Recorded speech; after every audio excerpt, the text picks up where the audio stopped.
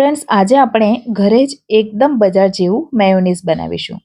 અને આપણે એમાં તેલ, ઈંડા, પનીર એવી કોઈ પણ વસ્તુનો ઉપયોગ નથી કરવાના.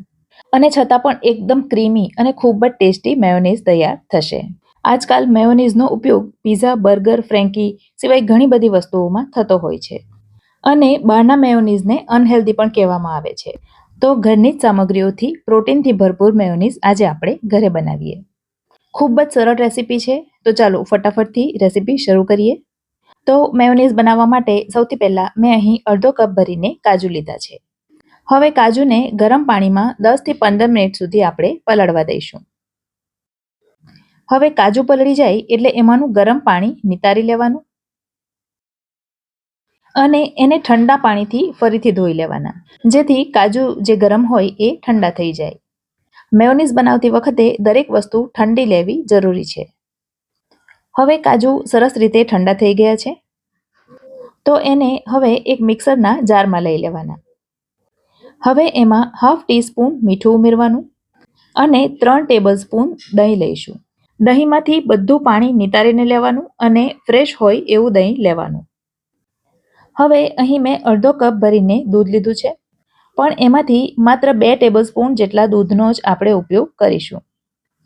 હવે બધી વસ્તુઓને મિક્સરમાં સારી રીતે ચર્ન કરી લેવાની.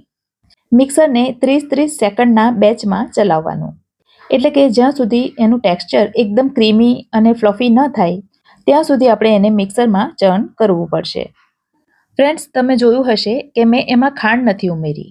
તો ખાંડ મેં એટલા માટે નથી ઉમેરી કે કાજુ સ્વાદે થોડા ગળ્યા જ હોય છે, માટે જો જરૂર લાગે તો જ ખાંડ ઉમેરવાની. તો હવે તમે જોઈ શકો છો, ખૂબ જ ઓછા સમયમાં અને ઓછા ઇન્ગ્રીડિયન્ટથી આપણું મેયોનીઝ બનીને તૈયાર થઈ ગયું છે.